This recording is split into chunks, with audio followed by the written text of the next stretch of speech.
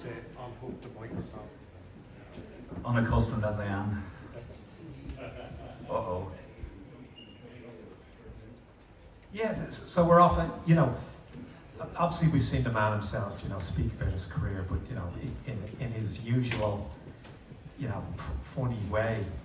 But, just to set the scene, Robert, was there music in your house when you were growing up, or was it something that you learned late in life? Endlessly music, yeah. Parents were always having parties that were always musical. Now, the music was dubious. It was light opera and show tunes.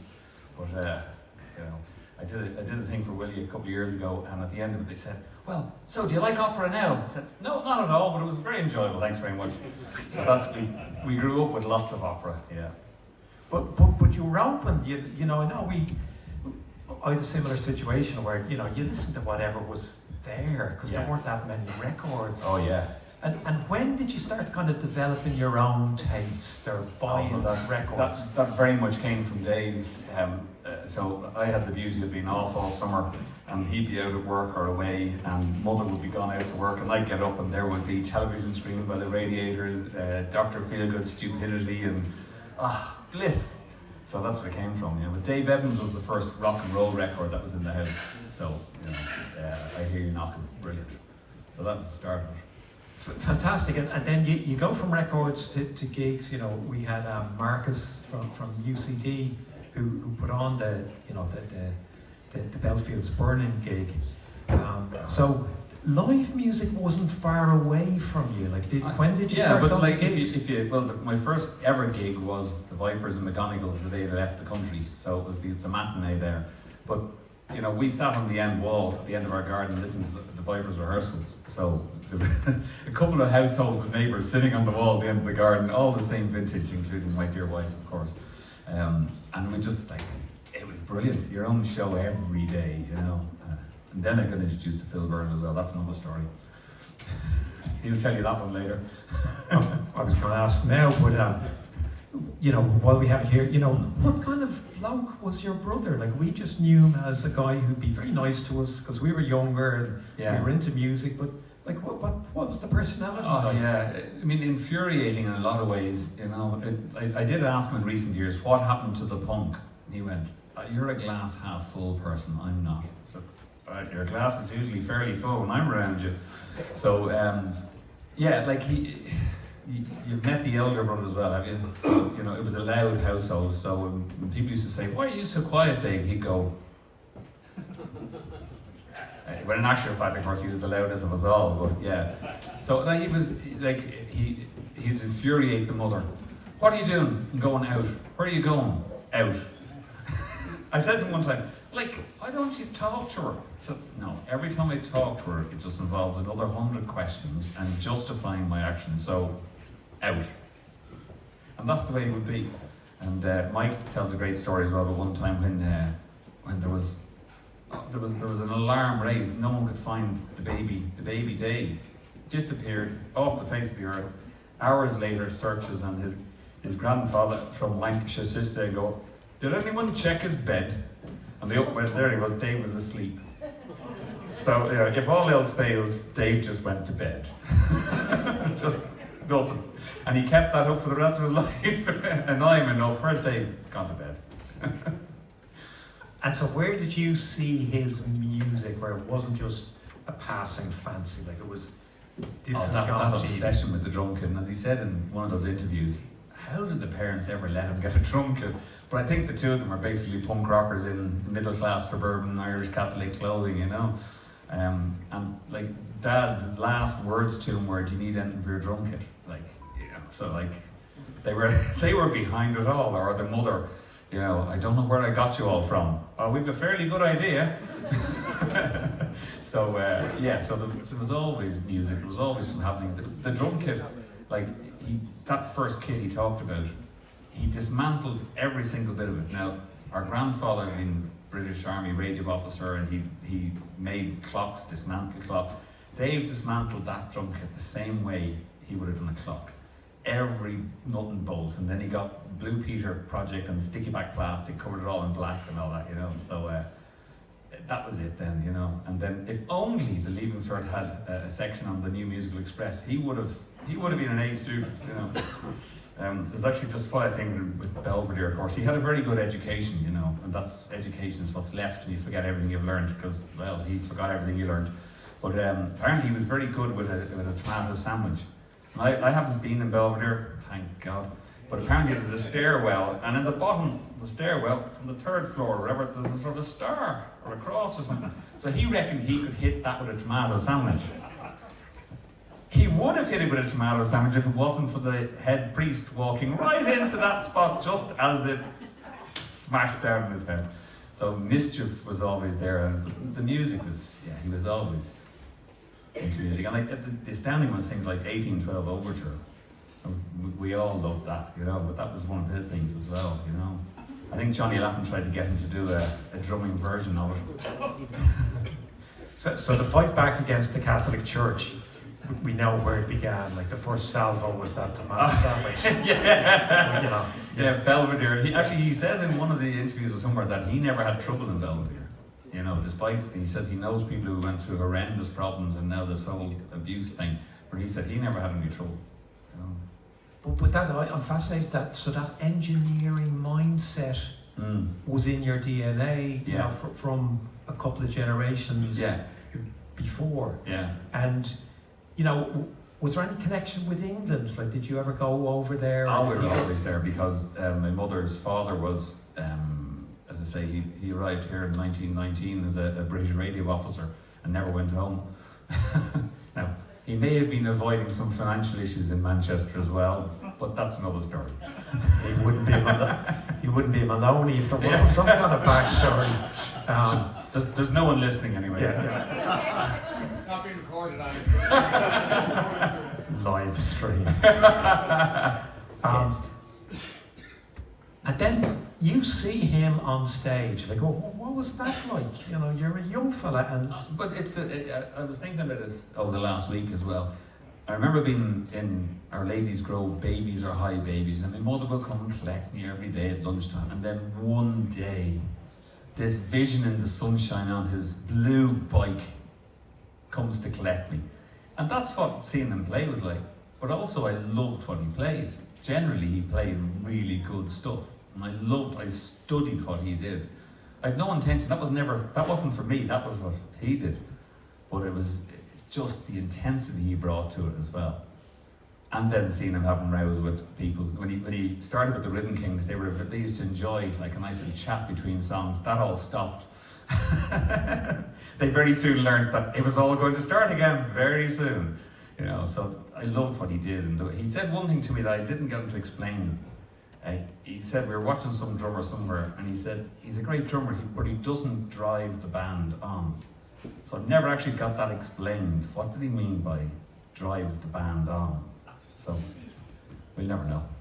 Yeah, but he was aware of his place, and you know the drummer driving it on. It's you know it's like Topper in the Clash, where you're not just keeping the rhythm, you're actually kind of pushing them a little bit, you know, which makes it thrilling for an audience member, even though you can't see what's going on. There's someone, I'm not sure if they're here, it was who said it, I'll check with them later, but apparently he was playing with Johnny Logan, and into the dressing room afterward comes a promoter going, "Oh, Jesus, Johnny, the band were fantastic," and Johnny Logan loved him to bits, but he would have gone, "No, I was great, my band were great." Yes, you were.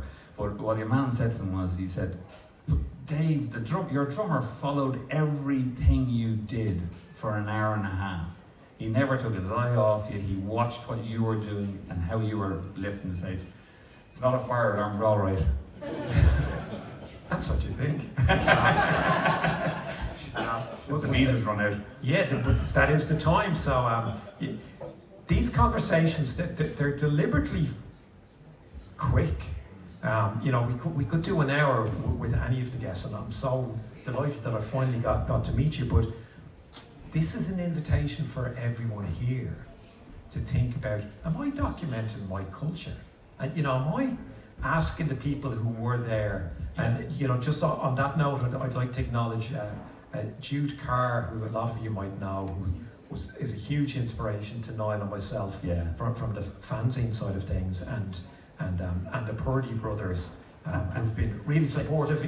Say hello to the Purdy brothers. Yeah, but just in that determination of document the stuff, record the stuff. Yeah. So you're now part of it, and thank you for everything you've done. Well, that's what we're going to do over the next 6 months as well, is really gather all that stuff together, including myself, Ken Sweeney, Dave Sweeney, and Brian had talked over the years about getting the Vipers recordings together. So we'll make that happen in the next 6 months as well. You heard it here. So, thanks very much. Thanks. Again, I'm delighted. I feel very privileged to get to talk to people while we're doing these things. But I'm a historian by trade, and the music industry of Ireland is my special area. So one of the things you do if you're writing about the Irish music industry, you go through hot press. You go through all the back issues, you'll see some names, you'll see some gigs that took place. And that's about 10%. There's so much else that went on. And the deeper you go, you realise that the universities completely transformed this country. And I don't mean that they just gave people an education, but a lot of the students probably remember more from their college days of what they did outside of the lectures. So, Ross, can I start with you? Like, when you rocked up to third level, was music your main passion, or did something happen to inspire you? It was a big passion. I mean, my first gig was Roy Orbison at the Adelphi. I was 10, and I just couldn't believe it. It blew my mind. And I think I ended up running a gig at school. We had 400 people for Mark Costigan and the Trench Band, and that would have been sort of 73, 74, my last year in school. And I went to every gig I could. I went to see Rory Gallagher a few times, saw Thin Lizzy a few times, and saw as many local bands as I could, Jimmy Slevin and everybody else, and loved it. And started going to gigs, which I soon realised a couple of years later when I went to Trinity, that Ian and his colleagues were putting together in Trinity, in the exam hall and in other venues in the college. So it was a very exciting thing to be part of. And in fact, I don't know if Ian remembers this, but I had a year between schools and college, and I remember going into Trinity one night to some event, I can't remember what it was, and coming out through front gate, I met Ian and Paul Tipping putting up posters for a gig, which they were running, and that was the first time we met. Yeah. Right, so you get to Trinity and you see that there are people like Ian and Bill Graham before, and was involved.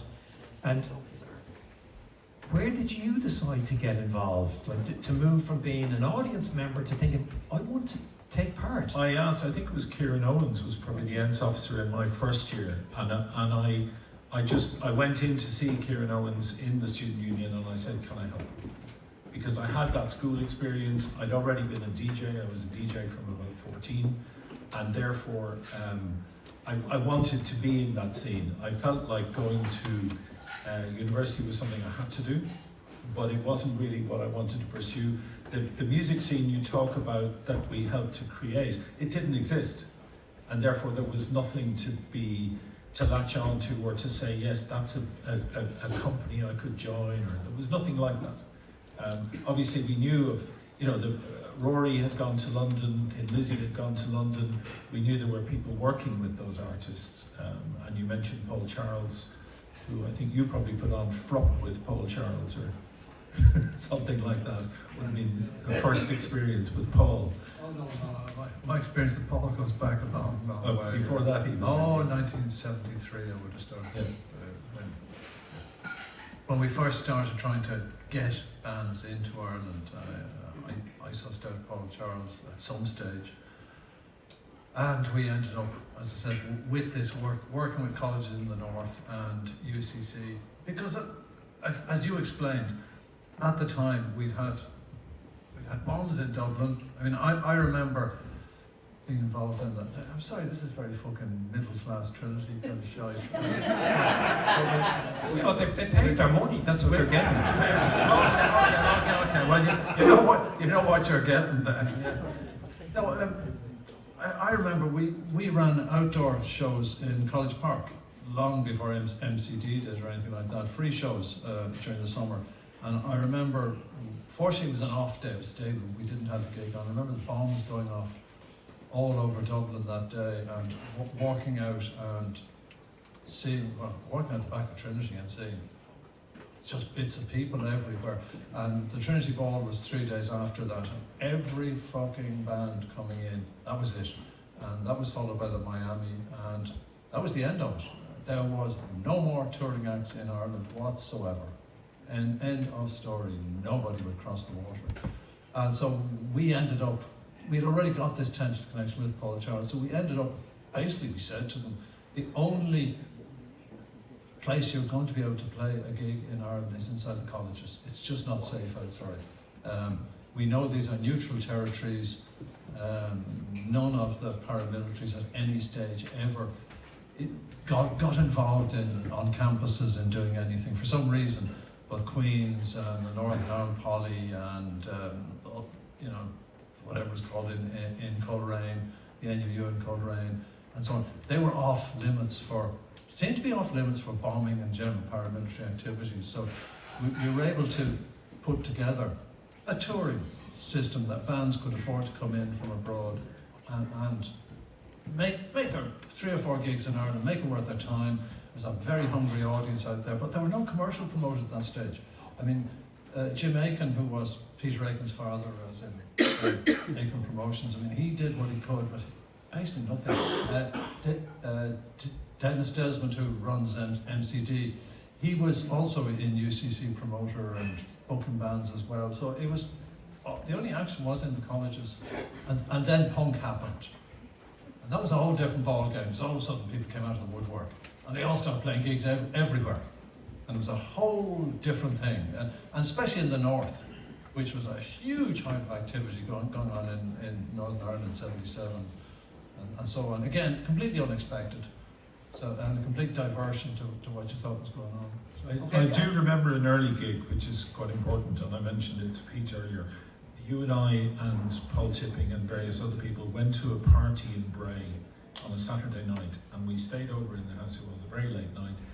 And the Sunday afternoon, 4 p.m, the Starlight Hotel in Bray, and I said to everybody at lunchtime, I know there's this band, the Radiators from Space, they're playing in the Starlight Hotel.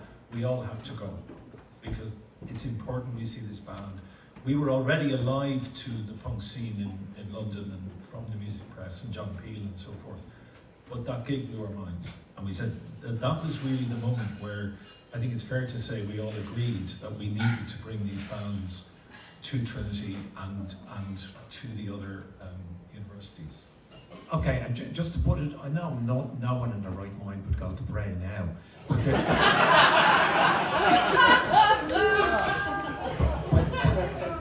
But there was a time where there would be 2,000 people outside the venue.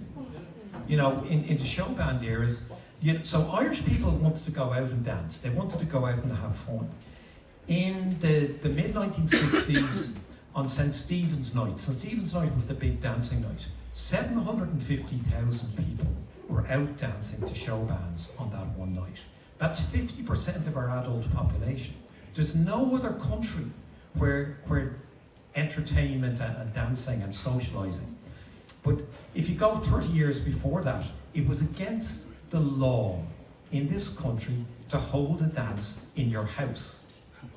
If a boy and a girl were caught kissing, the sentence was a month in prison. Now, nothing more than kissing. District Justice Goff in Blackrock County Louth did the test case for that.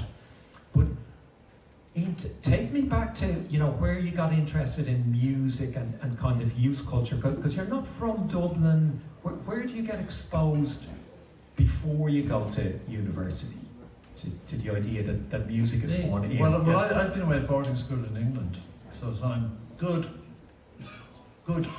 Anglo-Irish stock, you understand, and that's what would have happened to us. We got sent away to boarding school, and then on to Trinity, if not Oxford or Cambridge. But in my case, I probably wasn't smart enough, so I went to Trinity. And was there any music boarding there school? was tons of it. Because when I went to England, I was in the middle of the blues boom. And all of a sudden, you had all these blues performers, and I mean, the better known people you would know, like Savoy Brown, John Mayall, and Fleetwood Mac, and those. But there's a whole upsurge in sort of blues-based rock. And out of that, you got the Yardbirds, and people called the New Yardbirds, who became Led Zeppelin, and so on. So I was inculcated in all that thing, and people like Cream, and so on. So I was in that whole British sort of rock thing at that stage. So when I came into Trinity, I blundered into the guy who was running the gigs at the time, and he was a medical student, and he fucked up his medical course, and he was going to be thrown out. So he duly was thrown out. And because I was the only one standing around who knew anything about music, who was working, they said, "You're doing it." And I started doing it, in 1972. And who else was around? Like, who do you remember from those days who was active in trying to build a music scene? Pat Egan, Jim Aiken, as you probably know. There was there was no clubs at this stage. There'd been the beat clubs in the 60s in Dublin, and there really were no clubs in the early 70s. There was a few. There was a meeting place, there was a bit in Slattery's, but there was no thing as music clubs. That again came along with the punk thing. You got to remember, in 1977 or so, the whole music scene in Ireland changed completely. From being nothing going on. It was partly the Rats, the Radiators, and people like this who changed it all. But it's all suddenly the lights went on, and it wasn't Dark Ireland anymore. It was a completely different ballgame. I have bands everywhere. I would have had difficulty when I was running gigs in the 70s. I would have difficulty getting quality Irish acts. We played a lot of jazz and folk because there wasn't good rock bands. I mean, I was very happy to put on the Chieftains and Paul Brady and the Bothy Band and Plank Steve. And does anybody remember any of these bands? Yeah. So I mean, you're talking Cream quality stuff, but there wasn't. You could not fill a year in a college with rock bands or music or guitar bands. They just weren't there. When you came to 77, you couldn't swing a fucking shitty stick for somebody with a guitar appearing. It was everywhere. Yeah, but if you couldn't swing a stick without hitting one, it's because of people like the two of you who decided this stuff is valid, it's exciting. The Irish Times is the first newspaper of record in the world to interview the Clash. So there's and obviously hot press is coming along. There's a bit of a movement towards, but it's young people like you who decided we're not going to wait for Pat Egan or for Jim Aiken, who tended to do the bigger gigs. He wasn't watching Top of the Pops and thinking, "Oh, the X-Ray Specs, they look good. I must get them over." So, when did punk hit both of you, Ross? What did it feel like? I think for me, it's like the precursor has to be Dr. Feelgood.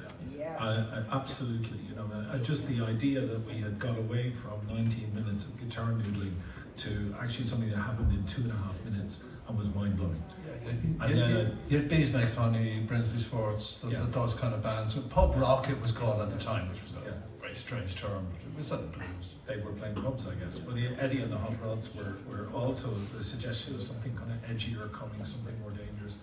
And I think the same thing that was happening was also an expansion of musical interest. I mean, personally, and I think with Ian, with Paul Tipping, who was the Ents officer, 77, 78, and our social circle, we were also listening to a lot of reggae, a lot of funk. So we quite a wide view of music. P-funk, yeah. And in fact, there's a P-funk connection to the Vipers. I'll explain in a minute. But Parliament, psychedelic, but George Clinton, okay? Yeah, you got all that, yeah. And I think we were determined to do something quite seriously mind-blowing with that 77-78 season. So we ended up, the Clash was our first gig. We then had the Stranglers, we had the Buzzcocks, we had the Damned, we had the Adverts, we had the Radiators. And in the middle of all that, something interesting happened, which was I had to go to CBS Records and collect an advanced copy of the Clash album. I met Jackie Hayden in CBS Records, who took me around the warehouse. And I said, what are all these records here? And he said, oh, these are all deletions, we can't sell them. And I said, well, these look like really interesting records. One of the first things I picked up was a Sly Stone album. And I took a whole bunch of records off him. He sold me for 50p. I went into the Student Union bookshop, and Mike, who was running the bookshop, I said, can I put a rack of records here in your shop? So what then happened, that was next door to the Ents office, and people would come in from bands trying to talk to Ents, see the record store. I'd be there when I was supposed to be at lectures, and that's how I met Paul Boyle. So Paul came in to try and get a gig for the Vipers, and I had a chat with him, and it was before the Clash gig. And I then remember there was no guest list for the Clash gig, absolutely no guest tickets whatsoever.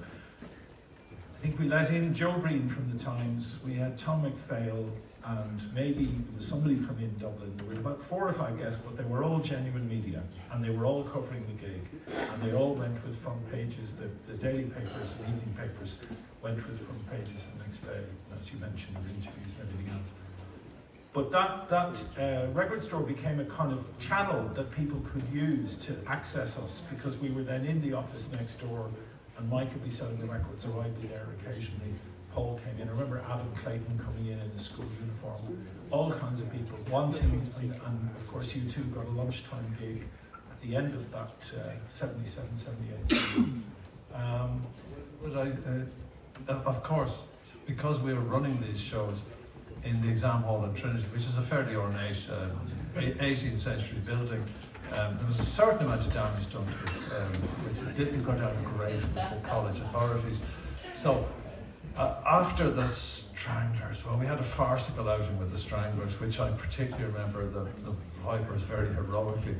Anyway, the college refused us permission for 2 shows, so we ran 1 show, and in desperation we tried to use a venue called the Tivoli, which at the time was a disused cinema. It's now a hotel, of course, yeah. But that's another day's work.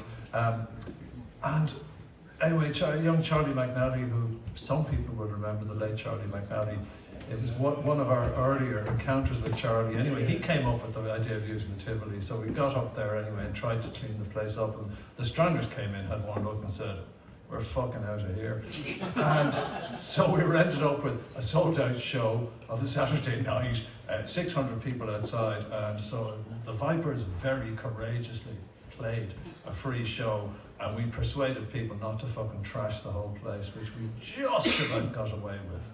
Anyway, the whole gig fell apart. The Stranglers, conveniently, their truck broke down on the way back from Cork, and the gig was cancelled. They were on the fucking ferry before. They were on the ferry before they even made the phone call to me, as far as I could gather. Yeah. Anyway, it dribbled on with the college authorities, and they got really pissed off with us, not surprisingly. So they introduced a noise limit.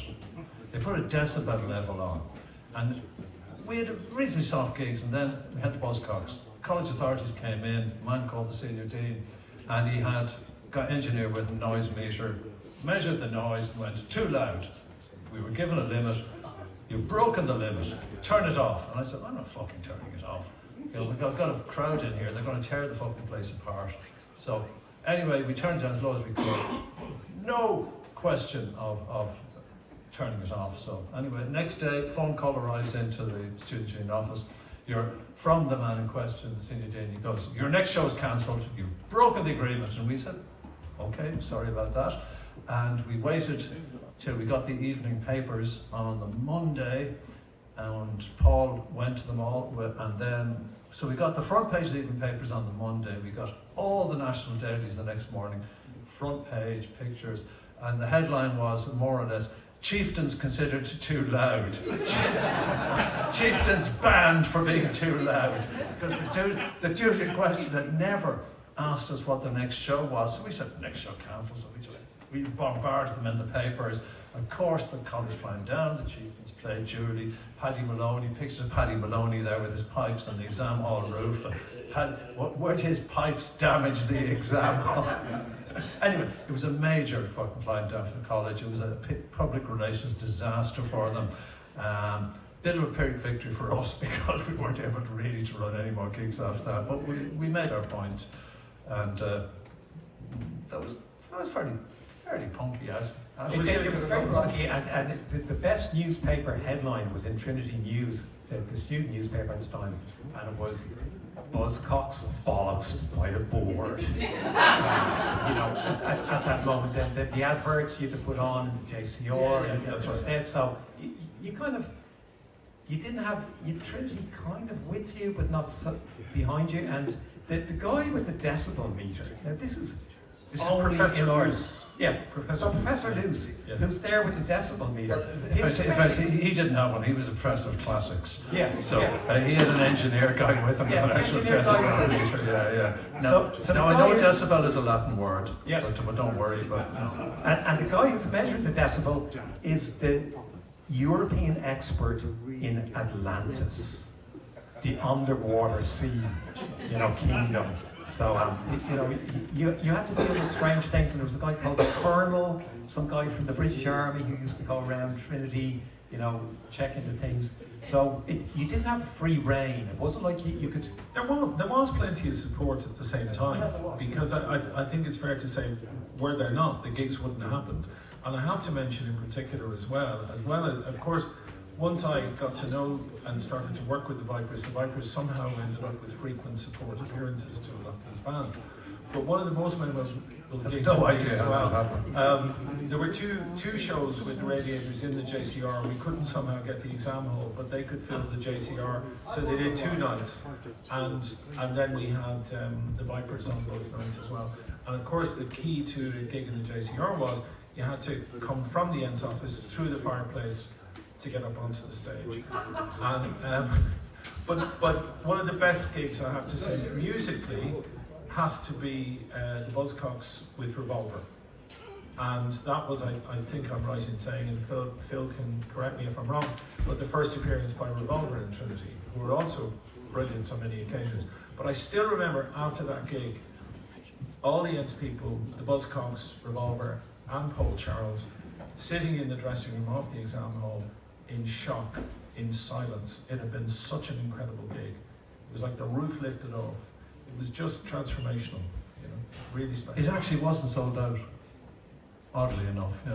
It's a terrible thing to say, but you get the Buzzcocks on and you put them on, and it wasn't full, which was an awful pity. I mean, it was busy. Yeah, but people had no money. Dublin was very. We were charging 50 pence. I mean, the admission prices were as rock bottom as we could. We booked the Pistols for the JCR. Pistols were booked, and the deal was we had to charge £1 a ticket.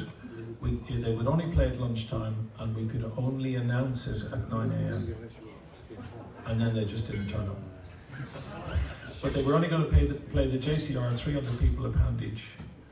That was it. So it was the only band we didn't get from that really top rank that we should have had.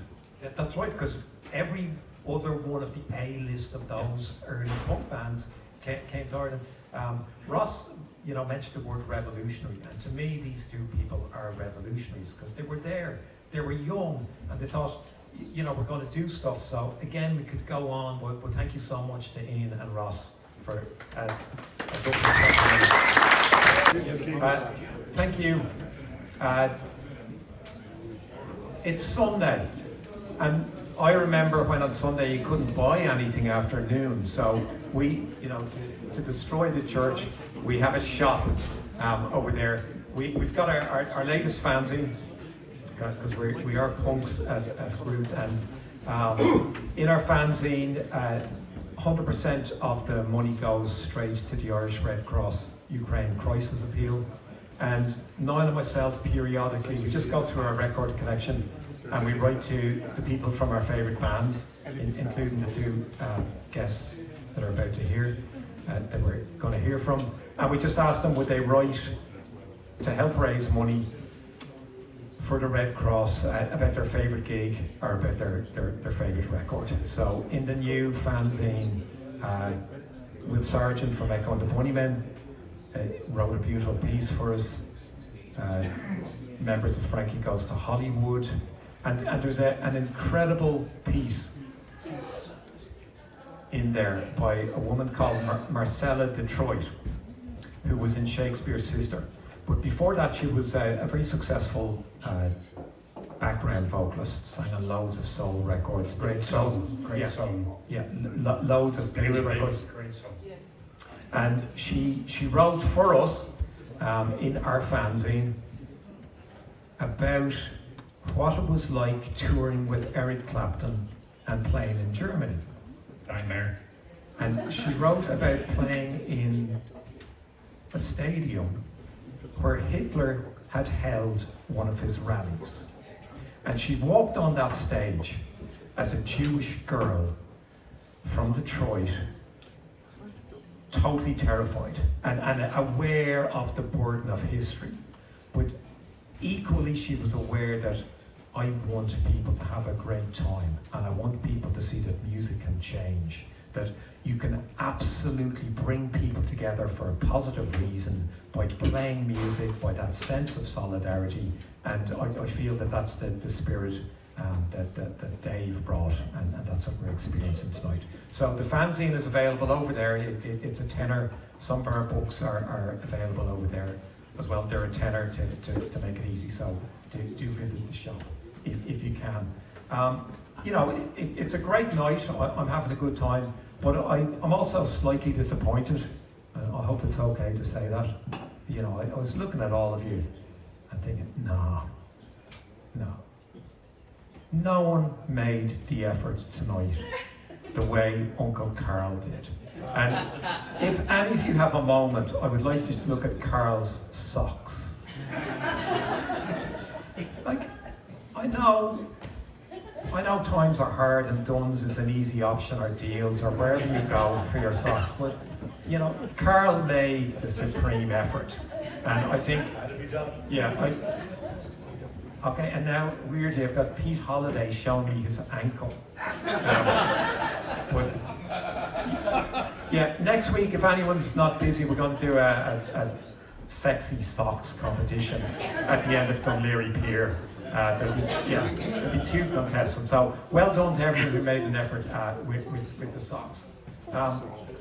Karl, because you won the socks thing, we'll start with you. You experience punk, but you're not here in Dublin. You experience it, you're in Boston at the time. Well, yeah, I grew up in Boston, spent my teenage years in Ann Arbor, Michigan, and then back to Boston for college. And for me, it was incredibly serendipitous as a music lover, because we moved to Michigan in 1965, which was like peak music central, like it was the music capital of the United States at the time. Michigan, Detroit, and Ann Arbor. And you had Motown at its peak, you had all the Detroit rock and roll bands, you had blues and rhythm and blues. And the music was literally in the air. You had Bob Seger and Iggy Pop went to the high school across town from R1. We saw the MC5, I was 14, I saw them do free, like the city ran free concerts, and I saw them in a park there. You can see YouTube clips of them, and they scared the shit out of us. They were so amazing. And then back to college, back to Boston in the early 70s to 77, and we were there for the start of punk rock in New York and Boston. And so we saw Talking Heads when they were still a 3-piece band, Blondie when they were still a rock and roll band. We used to so we lived in the Rat, which was Boston's equivalent of CBGB's. And we were there 4 or 5 nights a week. We saw the very first American gig that the town did, which was awful, and they ate pizza on stage, and the audience favored them with beer bottles at the time, but it was just an incredibly exciting time. We myself and 2 friends had a band that we never did a gig, but we had a band and rehearsed in the equivalent of the garden shed that Robert was talking about. And we would stand at the back of the club along the back wall, posing away and looking cool. And a big, tall, skinny guy with shades stood beside us, and we posing as well. And we were probably standing beside each other for 3 weeks at gigs before we finally spoke. And he asked us if we had a band, and we said we did. And we didn't have a drummer, and so we weren't doing gigs yet. And he said he had a band, but he was only doing the suburbs until they were good enough to come in and play the rap. And about 2 weeks later, I went on my own to a gig in the Orpheum Theatre. Rick Derringer was coming up from New Jersey, and he flew up, but his support band got stuck in the snow in the winter. So they had a local band on, and lo and behold, who walks on stage? But your man who was standing beside us, and it was the Cars. It was Rick Ogeson. So it was that kind of a scene. Like, it was, everything was happening, and it was incredibly exciting. The Ramones did their very first gig outside New York City in Boston, and we were at that.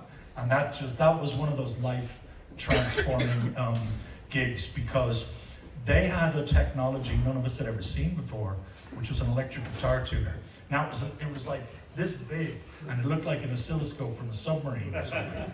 And their roadie tuned their guitars while the support band was on noodling away.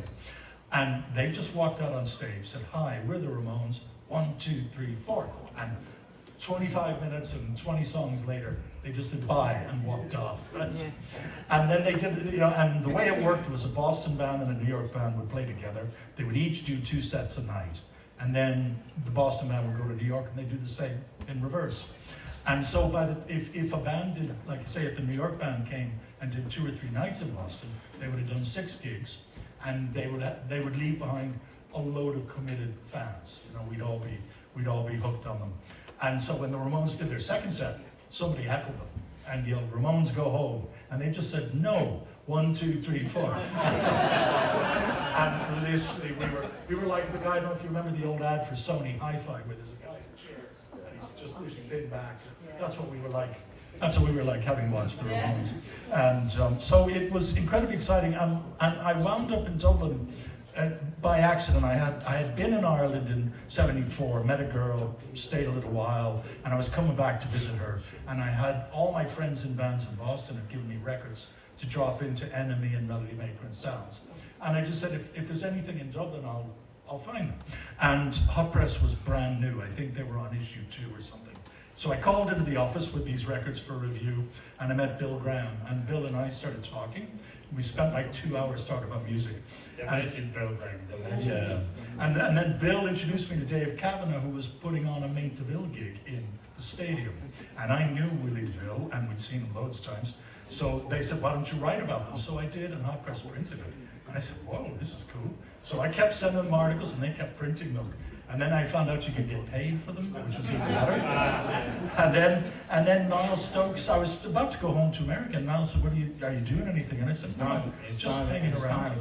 He's not here tonight? No. You didn't make it? No. So. Anyway, he offered me a 3-month-long job that lasted 3 years, and I've been here ever since. But the amazing thing, I guess that's a very long-winded way of saying that, having seen Detroit rock and roll at its peak, punk in Boston and New York, Dublin was every bit as exciting, 77 to 80, as any of those places. It really was, and it had there was a unique edge to it, because as Ian and Ross talked about, no bands, or very few bands, would come to Ireland in the 70s. And if they did come, and the rare band that did come, it was either their very first gig at the start of a tour to bed the band down, or it was stuck at the end and they were tired and they didn't want to be there. But what it meant was that music fans in Dublin went to every single gig. So you could be at a Pink Floyd gig in the stadium, you could be at a Suzi Quatro gig the following week or a month later, and it would be all the same people. And so therefore the influences on musicians were much more varied than you would have found in New York or London, because they were much more cliquey. And so it made the Dublin bands, I think, much more interesting. And I think if you only need to listen to the Radiators to understand that, that they're pulling from so many sources. Okay, that's fascinating to me, because you're an outsider, you've got a different perspective, you've been blooded, Ann Arbor, Boston, New York, you've seen punk. But then you come here and you see that open mindedness, the bands, the young 18-year-olds who were listening, Ian mentioned Planksty and that whole wave of, leading up to Moving Hearts, of these. Fuck now, Callie once said to me that was Ireland's punk moment.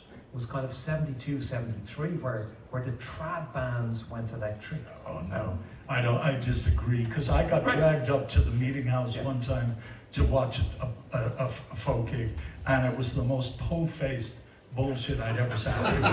Seriously, it was like each act would say, well, here's a song I learned from a really old lady living on a mountain.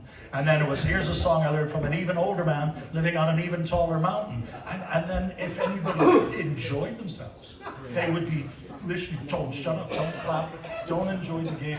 You know, we're all very serious musicians here. And it was crap. And I just said, I am never going back to that place again, you know. Fantastic. And so it to me, it was the arrival of all of these guys. Okay. Kind of explode that, and it was like somebody had knocked a valve off a pressure cooker and everything came out all at once. Yeah. Okay, and that's another good point. And you know, in terms of Ross, for example, a lot of the people you'll hear from the scene, they weren't just fans or they weren't just in bands. They started putting on gigs. They started writing. They started doing graphic design. And in your case, where did the graphic design? Did you do the blades? Yeah, I did the Blades Did you do logo. Freebird? Yeah, I did the Freebird logo, the Rhythm Kings album sleeves, which is, you know, with Dave in the Molly said did most of their record sleeves. I learned that, basically I learned the graphic design on the job in Hot Press, because Hot Press was so small and poor that everybody had 2 jobs at least. And mine were writing and proofreading is just so boring. So I thought that the 2 lads who were doing the layouts looked like they were having more fun. So I kind of wheedled my way in there and picked it up that way. And then I was friends with Steve Averill, who of course is a world-class graphic designer. So I learned a lot from just watching and stealing, you know, yeah. But it was that exciting time because everything was punky, everything was do-it-yourself, everything was, you know, pilfer from all sources, and you know, you can use this and you can use that, you can bend this and you can stick a funny face on top of that figure, and you know, it was all connected and all a byproduct of that, I think. Yeah. Fantastic. Phil, you're from Dublin. You grew up in Dublin. Crumlin. Before punk. So where did music come into? Like, were you from a musical family? Were you going to see gigs before punk? My dad, God rest his soul, my dad was, I remember being in Galtimore Road at my auntie Maggie's, and my dad sang Boule of Vogue, you know, and he sang Boule of Vogue, and he had this brilliant tenor voice. And I sat there and I went, oh my God, wow.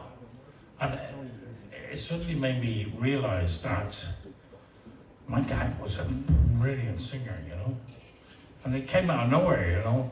And then I bought a guitar. My dad bought me a guitar. My mum and dad bought me a guitar.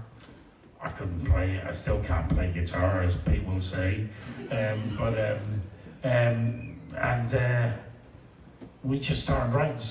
I just didn't think I'd be a writer, but then I had these words in my head, and I just started writing shit down. You know what I mean? So it's like, you know, that's what happened. You know, so, and I'm a very lucky person because I'm still in the music business. So I'm very lucky. Yeah. So you get the guitar. You're surrounded by music, and you're writing lyrics. How do you get to be in a band? Like, what was the scene like for Johnny Sullivan, who I spoke to when Johnny Sullivan was a drummer of Revolver, and he used to live in Tala, and he knows all these guys, you know, Kevin Helly and the original members of Revolver, and the late great Billy Morley. Billy Morley was my hero. Billy Morley, for anyone who doesn't know, he was like a superhero, you know who I'm talking about. He was just like... Billy was the guitarist in Revolver. Revolver, and then played with the Rats. joined the Radiators. And Billy Morley was like, honestly, if you see Billy Morley, he was like the rock star. He was Ireland's Mick Ronson. Seriously, he was so good looking. He had everything, Billy. You know, and I managed to share a stage with him, so I'm very, very lucky. You know, so. But Billy, when we wrote songs, and remember sitting with them, and we wrote a song about condoms, and me and Billy were sitting, and his wife Rita, and she used to give us cups of tea and everything. But we wrote a song called Louis Louis about condoms. So it was like, you flushed all your load down the Louis Louis. Contraception guaranteed, it floats out to the sea. Me and Billy wrote that song, you know, so it's like, just crazy stuff, you know, so. But Billy Morley was a genius, and that's where it all kind of came from. Billy inspired me. I didn't know I wanted to be a lead singer, but all of a sudden I grew into it, you know, so listen, here we are now, you know, so I'm not a show-off at all, you know, so. Very shy and quiet. So Revolver was literally your first band? No, I was in a band called Chevrolet, that was like a real stupid covers band, and I didn't know what was going on with it. And then Kevin Helly and Johnny Sullivan, you know all about this, you know, said we need a singer, and then I'm like, I can't sing, you know, so. But so Kevin Helly and Billy Morley and Johnny Sullivan and me formed a Revolver. So we did pretty damn good, by the way, you know. Yeah, and you got gigs very, very early on. Like, how did you get those gigs, or was it Really difficult. Smiley Bodger was a great help. We got gigs in Morans, people know again, you know, so, but it was really, really hard. Revolver got us a residency in the spinning wheel. So spinning wheel was like, you know, and we ended up in the Sunday World, and there was somebody cut their hand at the gig. Somebody cut their hand, and there was like, you know, it was in the front page of the Sunday World, and everyone was going, oh my God, these punks are all over the place, they're terrible, you know.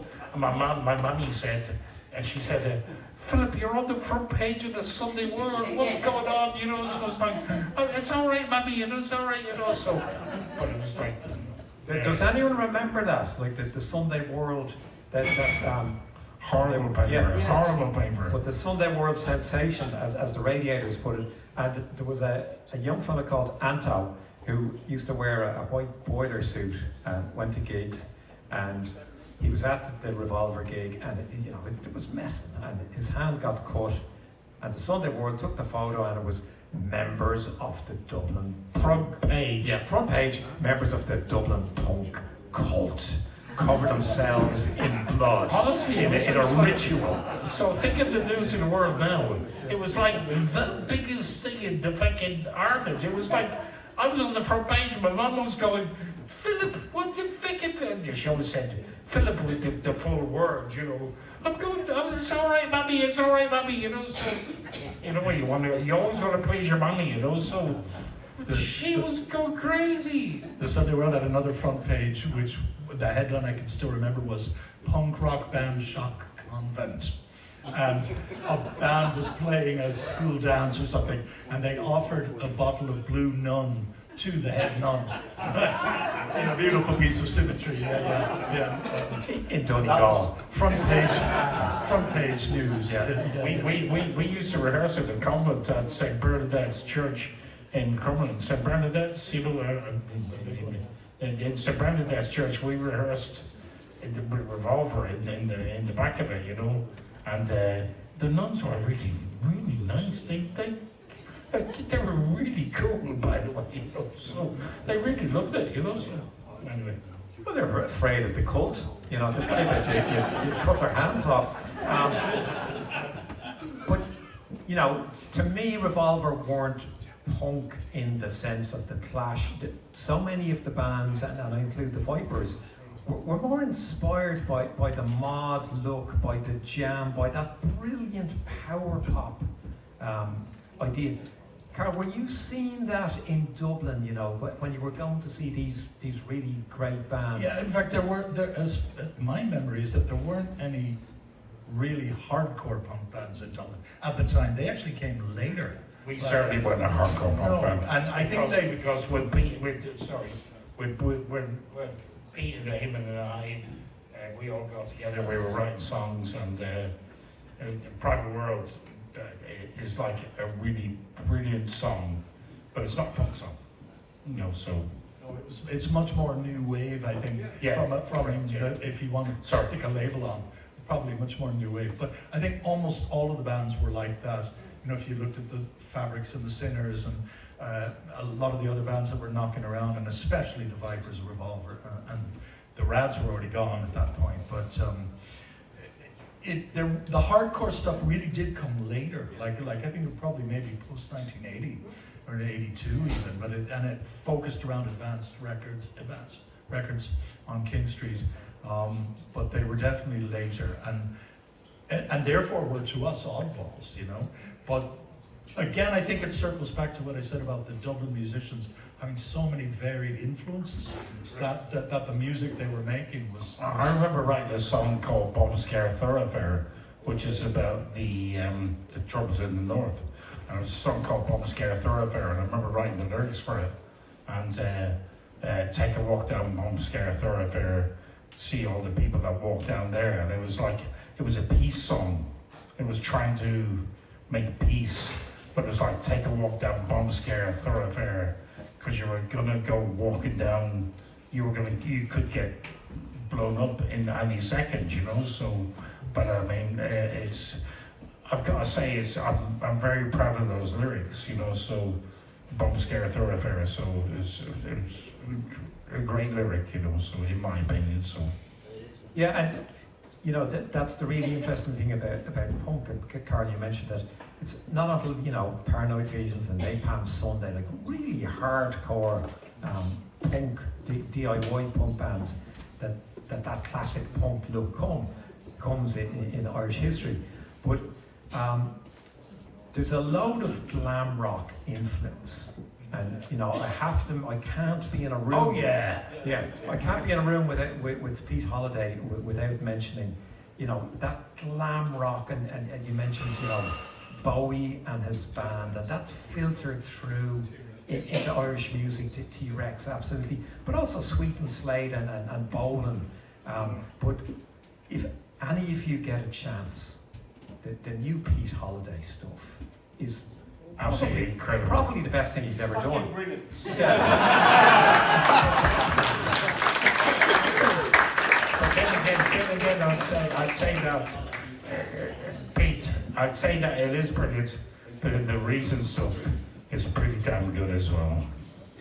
The Reason stuff is pretty damn good. So Eamon and myself and Danton Supple, who is Coldplay's producer, he's very much involved in the Reasons. He's, as I say, Danton Supple, huge name, and so we're going to get all this sorted out next in the next 6 or 2 P, and so we're going to get this released in the next year or so. So honestly, we've got some. You never stop writing. You never stop. You know that, Pete. You know, so when you never stop writing, you just keep going. You just keep going. Why should I stop writing songs? Why should I? No way I should stop writing. I'm going to keep going. So, you know. No, and that's a very good point. It's a passion. It's a very good point. And isn't it funny that we're at this stage in our lives, and that we can now say Sunday night is all right for fighting? I get the feeling it's going to start kicking off. Can I just really thank Robert for making this.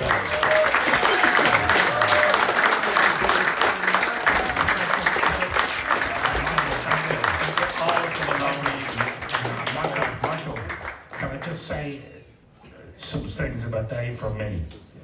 So, me and Dave were the greatest friends since we met in Morans. And when Billy Morley was thrown up backstage when Revolver were about to go on stage. Billy Morley was thrown up. Stage fright. Yeah, he was getting sick. Billy Morley got sick every time when we were going on stage. So Dave came out and said, "Oh, okay, what's happening there?" You know, so it's like, you know, so. And then Dave and I became the greatest of friends. And Dave was working in Murray's Rent-A-Car down in Baggot Street Bridge. I was working in Birchall's Advertising at that time. And we were both in bands, and we just didn't know what was going on. We didn't know our lives, you know, so. And then I moved to O'Keefe's Advertising, and we used to go to, the first thing that happened was we went to Toners. When we started going to Toners, it all changed. Because music came in, you know, so it's like, you know, Dave Moloney was one of the greatest persons I have ever known in my life.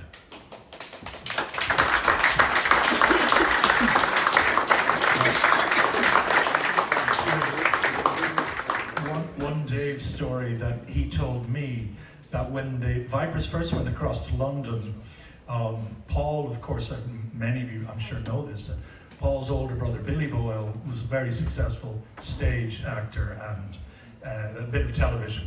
And when they went over, Paul stayed in Billy's posh apartment, but the rest of the lads slept on park benches in Hyde Park. So that's what they were doing at the time. Literally, they were sleeping on park benches while Paul was enjoying the luxury of his brother's apartment. So that's, you know, that's kind of what it was like for bands. It wasn't all glamour. No, and these people worked. So thank you to all of the speakers tonight. I can say personally, you changed my life. I think you changed Ireland's culture. You know, it was an honour to be asked by Robert and the family to be part of this celebration. Also want to thank Whelans, who've been incredibly decent and just easy to work with. So thank you to everyone for being here. And,